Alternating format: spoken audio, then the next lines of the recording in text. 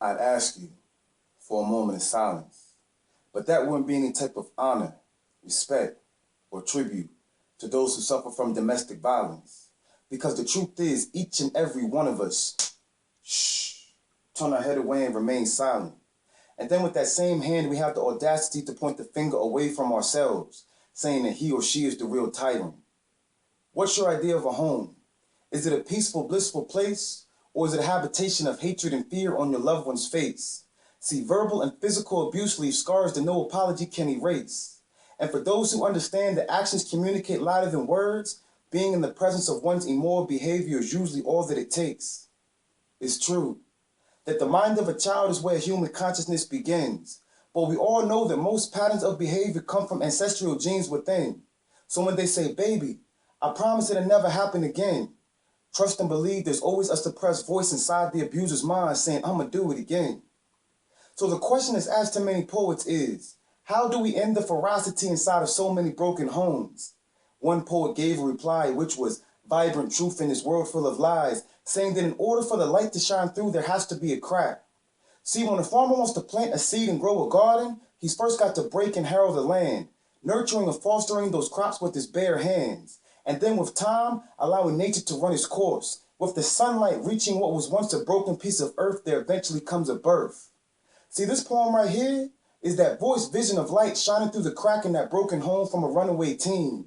Because mommy and daddy had a toxic relationship, turning their house into a war zone. Because they too were once mistreated, cursed by monsters and mobsters. But now this young teen is seeking psychological counsel in juvenile hall from clinical doctors.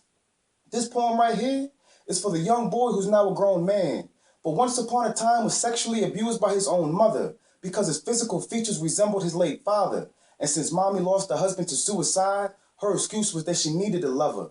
But now this young man is 24 years into his lifespan, and he shares his bed with his best friend who, yes, happens to be another man. And all of society and even the church shun him away, saying that he chose to be gay. And he replies by saying, you damn right I did.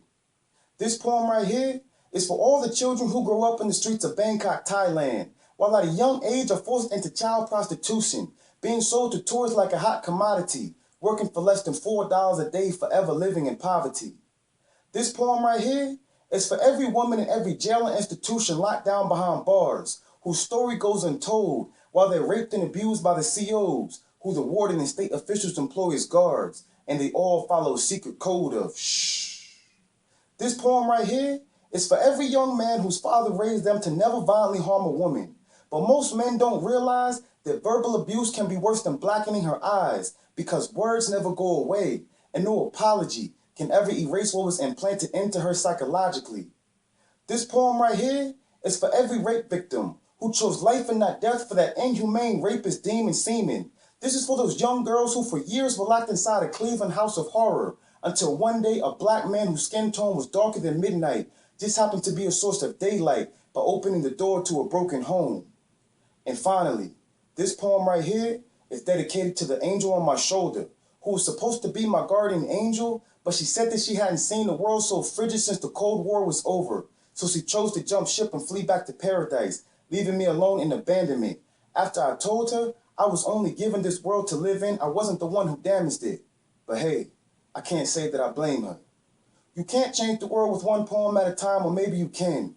But one thing this world needs is more upright women and men, because violence only begets violence. And everything we learn starts right here in our home. And one victim of abuse is equivalent to 1,000 sufferers who no longer need to suffer alone.